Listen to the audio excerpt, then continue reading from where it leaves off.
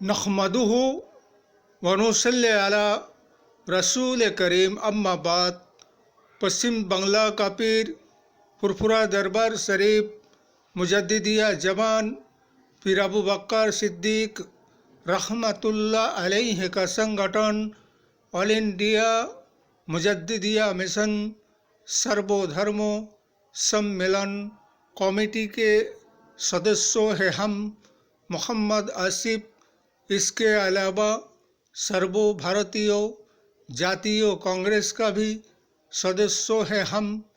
हिंदू मुस्लिम सिख ईसाई जैन ख्रिस्टन आदिवासी दलित हम सब है भाई भाई।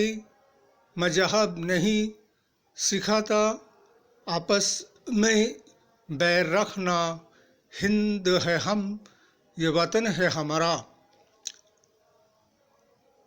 इसीलिए तो कहते हैं कि सारे जमाने के लोग सुधर जाएंगे और बदल जाएंगे, लेकिन ये ऐसा एक शासक दल है जो कि बीजेपी सरकार नरेंद्र मोदी साहब के शासनकाल में इनकी जो तरीका है ये अपने तरीक़ों से बाज नहीं आएंगे। और जैसे कि अभी 22 जनवरी की जो कि इन्होंने राम मंदिर की जो उद्घाटन की जो एक योजना और एक षड्यंत्र रचाया है, इसे ऐसा लगता है कि देश के राष्ट्र और समाज के माहौल को खराब करने के लिए और बिगाड़ने के लिए, राष्ट्रीय एकता को तोड़ने के और एक सांप्रदायिक की माहौल और वातावरण को तैयार करने की एक योजना बनाए हैं इन्होंने। इसलिए कि राम की नाम की जो दुकानदारी और कारोबार बिजनेस इन्होंने खोला है, इसलिए कि अधूरा मंदिर ना तो पूरा निर्माण हुआ बल्कि अभी सिर्फ 40% ही काम हुआ, जिसके पूरा निर्माण होने के बाद ही किसी चीज़ का उद्घाटन और किया जाता है उद्বোधन। वो तो अधूरा काम में उद्বোधन करने के लिए योजना बना लिए हैं। इसलिए कि और कुछ ऐसे उनके समर्थक ऐसे जैसे कि अभी डासना के यति नरसिम्हानाथ राव, इसलिए कि वो अपने आदत से बाज नहीं आएंगे, उसकी ज़बान पे कोई लगाम नहीं है, बल्कि हेड स्पीच कुछ भी भड़काऊ भाषण लेक्चर देते हैं। एक संत और महात्मा और साधु होकर, साधु और संत और महात्माओं का काम क्या है? देश को, समाज को, राष्ट्र को जोड़ने का, लोगों के दिलों में मोहब्बत प्यार प्रेम कायम करने का। क्या हिंदू और मुस्लिम के नाम पर किसी विशेष एक जाति या धर्म के लोगों को टारगेट करके और उनके नाम पर अनाप शनाप उल्टा सीधा लेक्चर और वक्तृता भाषण देकर मुस्लिम समाज को बदनाम करने की कोशिश करना? इसलिए कि तुम कितने देशभक्त हो। और जैसे कि आरएसएस, बजरंग दल, भगवाधारी ये कितने देशभक्त हैं, वो तो स्वाधीनता आज़ादी के लड़ाई में ही पता चलता है, जिन्होंने अंग्रेज़ों की ताबेदारी किए थे और अंग्रेज़ों की सेना में भर्ती होने का काम किया। और सावरकर ने अंडमान के जेल में अंग्रेज़ों से माफ़ी मांगे, तो फिर तुम्हारी क्या देशभक्ति है? और मुसलमानों से क्या देशभक्ति का सबूत मांगते हो? मुसलमानों ने जो कुर्बानियाँ दिए हैं, शायद ही भारतवर्ष में ऐसा किसी ने कुर्बानियाँ दिए हैं।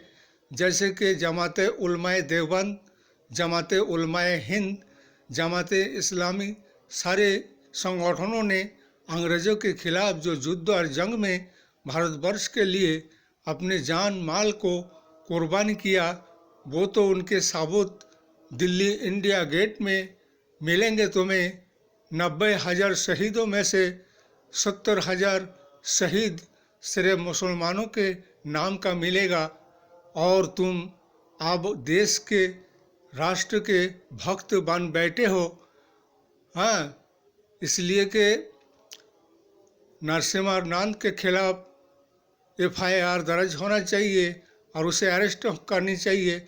मुसलमान तुम्हारे राम के मंदिर के उद्घाटन में क्यों जाएगा? मुसलमान को क्या लेना देना है तुम्हारे मंदिर के उद्घाटन से?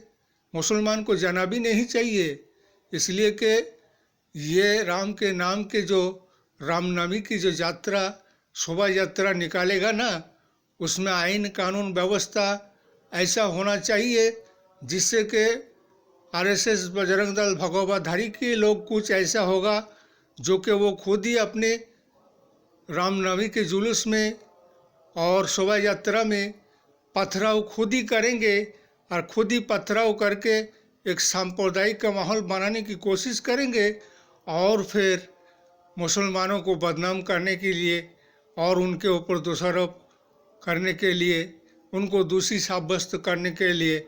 इसलिए कि सबको होशियार रहना है। हमारे सारे भारतवर्ष के मुसलमान भाइयों से कहना है, हम लोगों को क्या करना है, क्यों जाना है और क्यों जाएंगे हम राम के मंदिर के उद्घाटन में।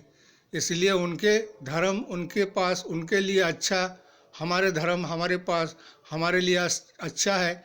ये तो हमेशा ही से ऐसे मुसलमानों के खिलाफ भड़काऊ लेक्चर भाषण देते आए, लेकिन देखना है ये कि ऐसे भड़काऊ लेक्चर और भाषण देने वाले यति नरसिम्हा नंद का क्या कार्रवाई करते हैं ये BJP सरकार। नहीं तो इनके नाम पर मामला मुकदमा हाई कोर्ट सुप्रीम कोर्ट में दर्ज किया जाएगा, जो कि इस कदर किसी विशेष एक समाज और जाति धर्म के खिलाफ भड़काऊ लेक्चर और भाषण देकर राष्ट्रीय एकता को तोड़ने की कोशिश करते हैं और एक सांप्रदायिक के माहौल बनाने की कोशिश करते हैं। इसीलिए एक परिवर्तन बदलाव की ज़रूरत है और ऐसे सांप्रदायिक शक्तियों से दूर रहने की जनगण को ज़रूरत है।